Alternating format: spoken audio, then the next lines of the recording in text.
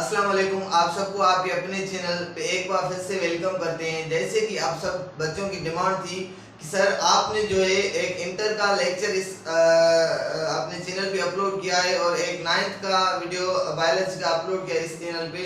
तो आज जो है एक फर्स्ट ईयर का टॉपिक अपलोड करें, लेक्चर अपलोड करें इस चैनल पे। सो स्टूडेंट्स की डिमांड पे मैंने एक फर्स्ट ईयर से सेकंड चैप्टर का एक टॉपिक सिलेक्ट किया है जिसका नाम है कार्बोहाइड्रेट। कार्बोहाइड्रेट एक बायोलॉजिकल मॉलिक्यूल है और इस क्लास में, इस लेक्चर में हम कार्बोहाइड्रेट की सारी डिटेल्स पढ़ेंगे, उसकी क्लासिफिकेशन पढ़ेंगे। और आज let's move towards our topic. आज का हमारा टॉपिक है कार्बोहाइड्रेट। कार्बोहाइड्रेट को हम दूसरा बोलते हैं, कार्बोहाइड्रेट को हम दूसरा बोलते हैं हाइड्रेटेड कार्बन। हाइड्रेटेड कार्बन बोलते हैं। हाइड्रेटेड कार्बन इसीलिए बोलते हैं क्योंकि अगर इसमें जो है वाटर भी मौजूद होता है और कार्बन भी मौजूद होता है, इसीलिए कार्बोहाइड्रेट को बोलते हैं हाइड्रेटेड कार्बन। ये कार्बोहाइड्रेट कॉम्बिनेशन है टू ग्रीक वर्ड्स की। अगर हम इसको स्पेल करें, कौन कौन से टू ग्रीक वर्ड्स हैं? एक है कार्बो, कार्बो मीन्स कार्बन, और सेकंड वन है हाइड्रेट्स। हाइड्रेट्स का क्या मतलब है? Hydrates means water. इसमें कार्बन भी है, वाटर भी है, इसीलिए हम इसे हाइड्रेटेड कार्बन बोलते हैं। और हम इसे कार्बोहाइड्रेट को दूसरा सैकराइड्स भी बोल सकते हैं। सैकराइड क्यों बोलते हैं? क्योंकि सैकराइड की जो है मीनिंग है शुगर। सैकराइड इसीलिए बोलते हैं क्योंकि जो भी कार्बोहाइड्रेट जो भी होते हैं वो स्वीट इन टेस्ट होते हैं, एक्सेप्ट द पॉलीसैकराइड। पॉलीसैकराइड के अलावा जो भी कार्बोहाइड्रेट होते हैं वो स्वीट इन टेस्ट होते हैं, इसीलिए हम कार्बोहाइड्रेट को बोलते हैं सैकराइड भी बोलते हैं। और कार्बोहाइड्रेट जो है ऑर्गेनिक कंपाउंड है। कार्बोहाइड्रेट ऑर्गेनिक कंपाउंड है, इसमें ऑर्गेनिक कंपाउंड है, इसमें कार्बन मौजूद होता है, हाइड्रोजन मौजूद होता है, नाइट्रोजन मौजूद होता है, ऑक्सीजन मौजूद होता है, एंड समटाइम्स जो है कभी कभी सल्फर एंड फास्फोरस भी मौजूद होता है। और कार्बोहाइड्रेट जो है according to syntax book it makes the 1% of body weight. जो कार्बोहाइड्रेट्स होते हैं 1% बॉडी वेट को फॉर्म करते हैं। It form 1% body weight. और कार्बोहाइड्रेट जो होते हैं, सारे जो भी कार्बोहाइड्रेट्स होते हैं, all the carbohydrates are sweet in taste. जो कार्बोहाइड्रेट्स होते हैं वो सारे क्या होते हैं? स्वीट होते हैं टेस्ट में। All are sweet in taste. जो सारे कार्बोहाइड्रेट होते हैं टेस्ट में स्वीट होते हैं, एक्सेप्ट द पॉलीसैकराइड। पॉलीसैकराइड के अलावा, एक्सेप्ट द पॉलीसैकराइड। जो पॉलीसैकराइड होते हैं वो टेस्ट में स्वीट नहीं होते, they are not sweet in the taste. जैसे हमारे पास है सेल्यूलोज है। सेल्यूलोज भी क्या है? पॉलीसैकराइड है, बट पॉलीसैकराइड है वो भी एक स्वीट इन टेस्ट नहीं है। और कार्बोहाइड्रेट क्या है? कार्बोहाइड्रेट की अगर हम ओवरऑल क्लासिफिकेशन देखें तो कार्बोहाइड्रेट को डिवाइड किया गया है 3 पार्ट्स में, 3 ग्रुप्स में डिवाइड किया गया है। और अगर हम कार्बोहाइड्रेट की जनरल फार्मूला देखें तो वो है CnH2nOn। हमें हमारे पास जो हाइड्रोजन होगा, हाइड्रोजन ऑलवेज जब n शो करती है number of carbon, here n show कर रही है number of oxygen, here n show कर रही है नंबर ऑफ हाइड्रोजन। जो हाइड्रोजन का जो नंबर होगा वो कार्बन से भी डबल होगा और ऑक्सीजन से भी डबल होगा। और यहाँ पे वाटर का जो रेशो होता है H2O, वाटर का जो रेशो होता है, यहाँ हाइड्रोजन और ऑक्सीजन का यहाँ जो रेशो होता है वो सेम होता है जैसे वाटर में है। जैसे वाटर में कितना है? हाइड्रोजन का रेशो 2 है, ऑक्सीजन का रेशो 1 है।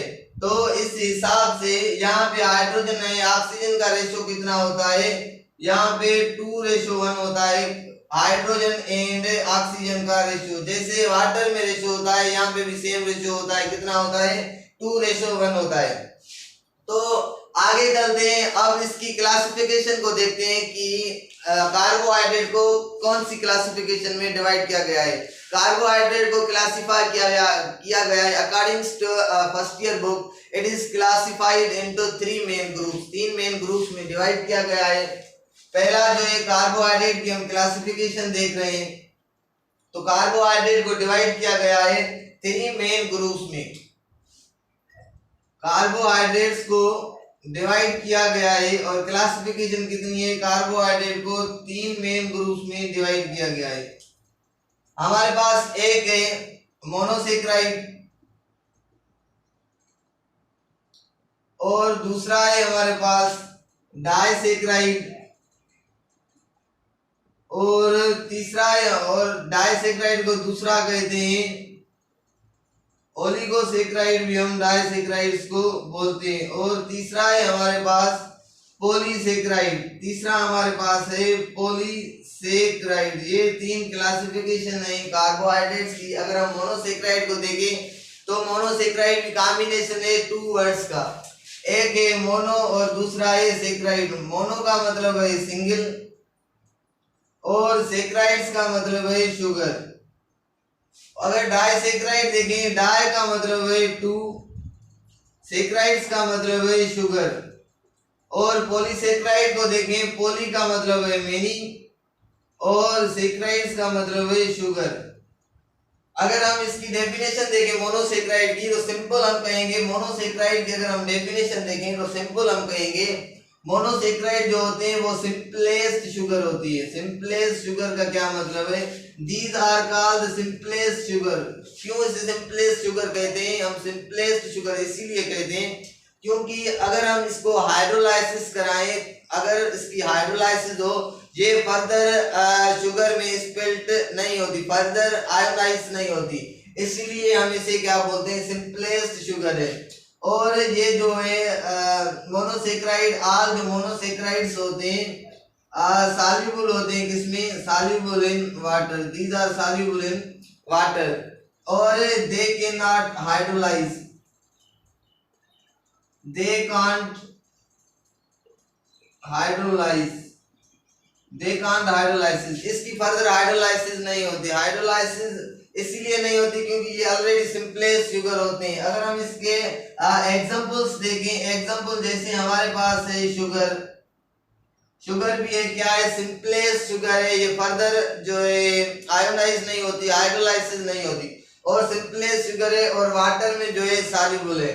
जैसे हमारे पास फ्रक्टोज है, फ्रक्टोज भी क्या है, स्वीट शुगर है, ये भी क्या होता है, सॉल्युबल होता है वाटर में एंड सिंपलेस्ट शुगर है। अगर हम डाइसेक्राइड को देखें, डाइसेक्राइड्स आप वर्ड्स में से भी आप इसकी डेफिनेशन निकाल सकते हैं। Disaccharide, di means 2, saccharide means sugar. Disaccharide इसे बोलते हैं जब 2 मोनोसेक्राइड कंबाइन होते हैं तभी डाइसेक्राइड बनते हैं। When 2 monosaccharides combine, when 2 monosaccharides combine or join, they form disaccharide। जब 2 मोनोसेक्राइड कंबाइन होते हैं तो 2 डाइसेक्राइड बनते हैं। जैसे कि हमारे पास एक लेट सपोज एग्जांपल ले लें, डाइसेक्राइड कौन कौन से होते हैं, जैसे हमारे पास है सक्रोज, सक्रोज भी क्या है, एक डाइसेक्राइड है। सक्रोज कैसे बनता है, मैं यहाँ पे लिखता हूँ, इसको मैं यहाँ पे लिखता हूँ। डाइसेक्राइड का अगर कोई एग्जांपल ले, लेट सपोज अगर हमारे पास ग्लूकोज